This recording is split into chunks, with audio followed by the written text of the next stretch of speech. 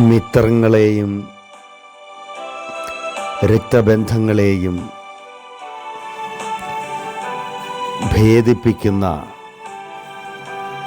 ഒരു മൂന്നാമത്തെ ഘടകം സമൂഹത്തിലുണ്ട്. ആ ഘടകം നിസ്സാരക്കാരനല്ല.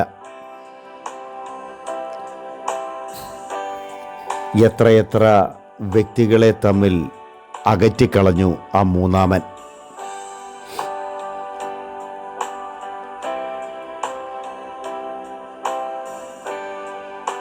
ജോസഫിൻ്റെ ജീവിതത്തിലും അതുതന്നെയാണ് സംഭവിച്ചത്.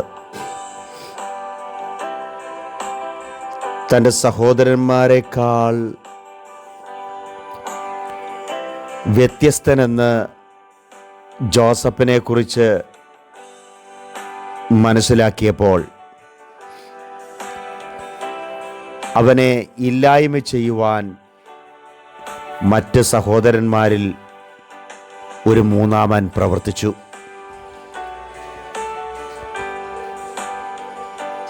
ആ മൂന്നാമൻ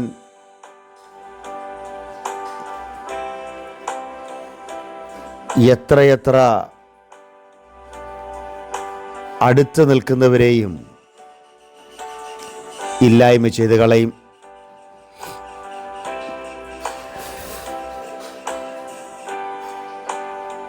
ആത്മാർത്ഥതയോടെ സ്നേഹത്തോടെ കരുതിയും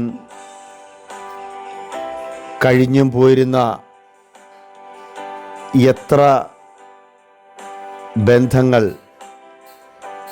ഒരമ്മ മക്കൾ അകന്ന് അത് മുഖാന്തരം ഇന്നും ജീവിക്കുന്നു. ആ മൂന്നാമത്തെ ഘടകമെന്ന് പറയുന്നത് പലപ്പോഴും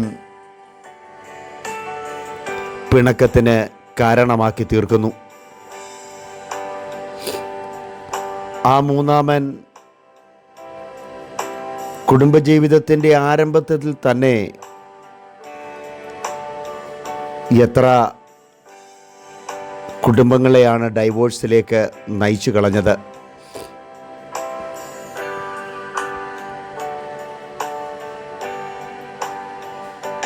അതാണ് ജ്ഞാനിയിൽ ജ്ഞാനിയായ ശലോമോൻ പറയുന്നത്,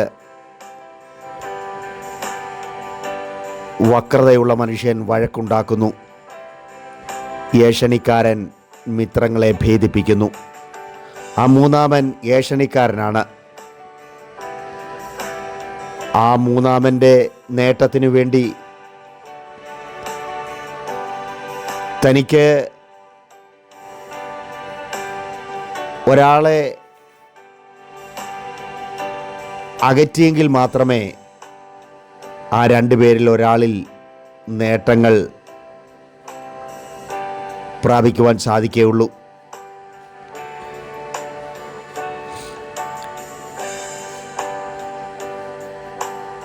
എത്രയെത്ര കൂട്ടുകാർ തമ്മിൽ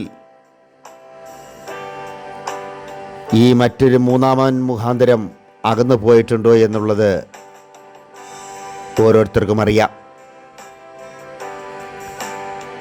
ഏഷണി എന്ന പാഷാണം നമ്മെ സത്യത്തിൽ തകർത്ത് കളയുക തന്നെ ചെയ്യും. ദൈവം ഇഷ്ടപ്പെടാത്ത ആ മൂന്നാമത്തെ സ്വഭാവക്കാരൻ മനുഷ്യനിലെല്ലാം കുടികൊള്ളുന്നുണ്ട്. പക്ഷെ ദൈവത്തിന് നിരക്കാത്തതാണ് ആ തെറ്റെന്ന് പറയുന്നത്. ഒരാളുടെ നേട്ടത്തിനു വേണ്ടി മറ്റൊരാളെ തൻ്റെ കൂട്ടുകാരിൽ നിന്നും അകറ്റി ഏഷണികൾ പറഞ്ഞ് ആരും ഇല്ലായ്മ ചെയ്യരുത്. അത് ദൈവത്തിന് നിരക്കുന്നതല്ല. കുടുംബ ബന്ധങ്ങളിൽ പോലും നുഴഞ്ഞു കയറി എത്രയെത്ര വേദനകൾ പലർക്കും ആ ഏഷണി സമ്മാനിച്ചു.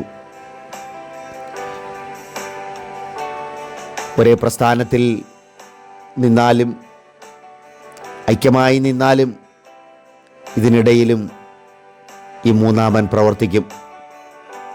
അങ്ങനെ തകർന്നുപോയ എത്ര പ്രസ്ഥാനങ്ങൾ നമ്മുടെ ഇടയിലുണ്ട്. കഴിവുള്ളവരെ അകറ്റിക്കളയുന്ന ഈ സ്വഭാവങ്ങൾ ആരിലും ഉണ്ടാകാതിരിക്കട്ടെ. അതിൽ നിന്നും ആർക്കും ഒരു നേട്ടവും ഉണ്ടാകില്ല എന്നുള്ള കാര്യവും നാം മറക്കരുത്. വക്രതയും കോട്ടവുമുള്ള ഈ തലമുറയിൽ ഒരു സ്നേഹത്തിൻ്റെ മെഴുകുതിരിയായി കത്തി മറ്റുള്ളവർക്ക് ശോഭയായി തീരുവാൻ കർത്താവ് നമ്മെ ഓരോരുത്തരെയും സഹായിക്കുമാറാകട്ടെ. ആമേൻ.